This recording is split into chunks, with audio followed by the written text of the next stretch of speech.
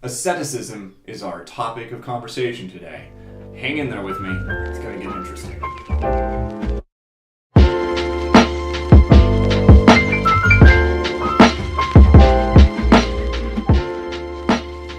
What is asceticism, anyways?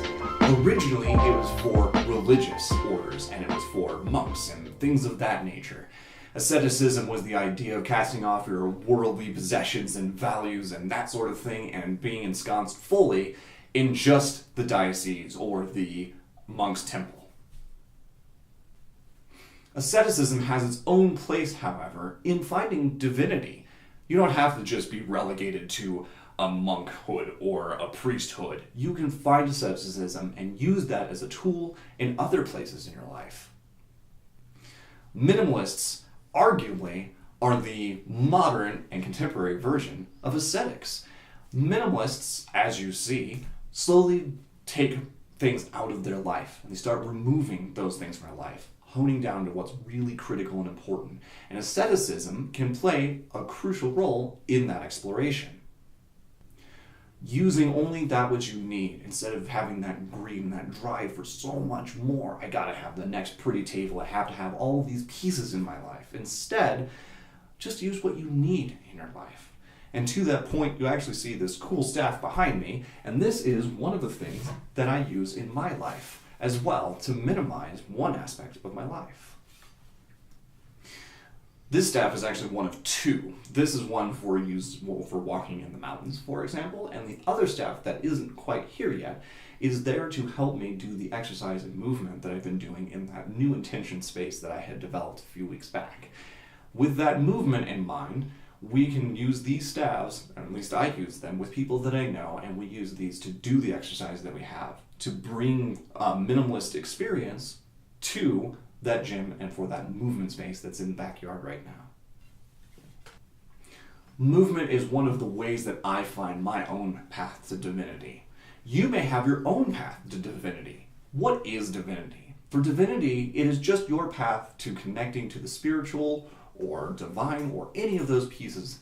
It's an easy thing to say. You can have your path to divinity be Christianity or Catholicism, or in my case, what you'll see here is actually a tattoo that is symbolizing my divine path, which is paganism, more of a nature observation path to divinity. Movement is also my path to divinity, and you yourself are a divine entity too.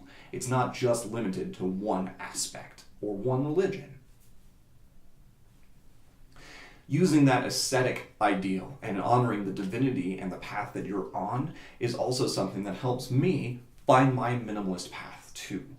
And just like in veganism, you can't be a vegan and eat a bunch of meat. You stay as a vegan and you eat only vegetables. It's an easy concept. The same thing happens for minimalism. Hopping in and out of that, losing that intention, and losing your path to divinity through minimalism is going to be one of those things that you want to avoid. Just as with veganism, minimalism is the same way. And so I find minimalism in every aspect that I possibly can. Just like with the staff, I might do the exercises with that instead of a bunch of machines, instead of relying on the weight that you could be lifting. I'm focused on my functional movement and being minimalist in just that aspect as well. Every piece of my life has this path of minimalism attached to it.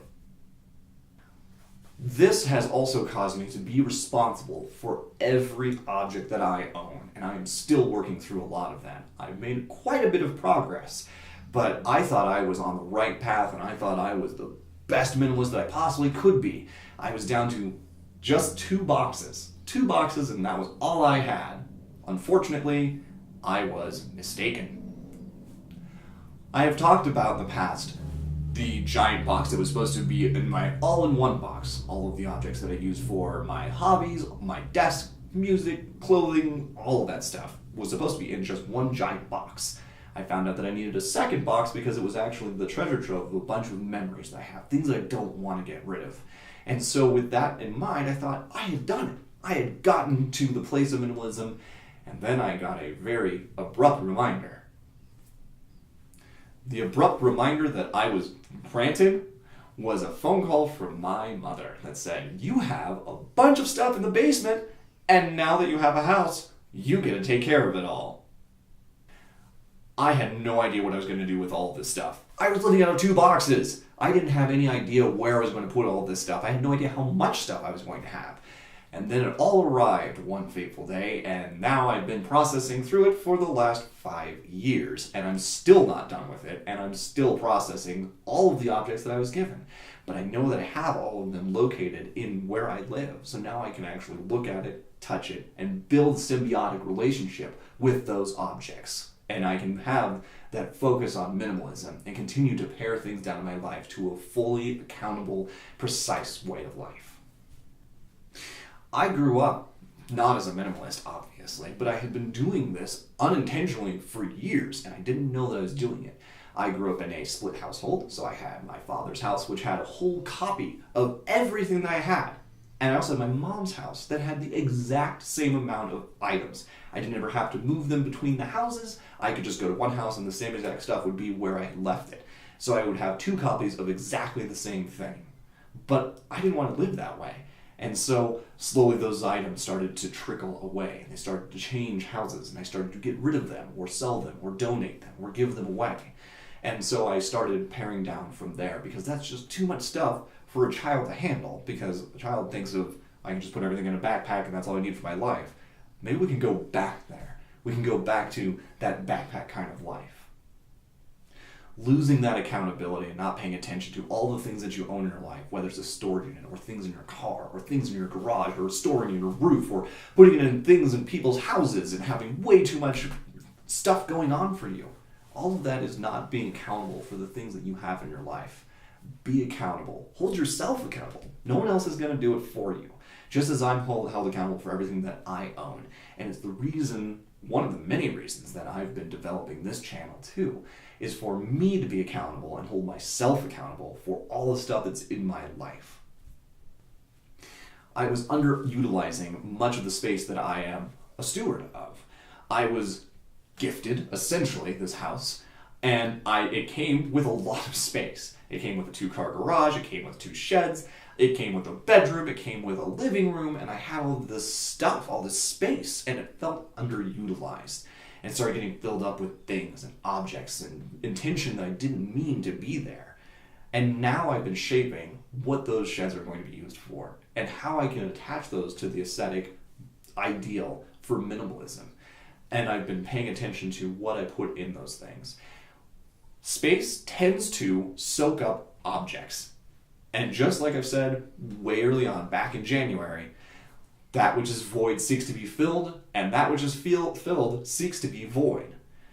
And with that in mind, your space is something that you want to be accountable for. Make sure you know why you're putting things in there, and that you bring that stewardship to it, the things that you truly want to manage in your life. And don't just let it errantly fill up with random objects, things that you don't know why it's even there. Like, comment, and subscribe for more information. You can read the blog that just came out today as well, like every single week. And you can read more about how this aesthetic lifestyle can pair with minimalism and how you can use those two and adapt them together to create a holistic place for you to develop your minimalist path forward. Thanks for watching and stay curious.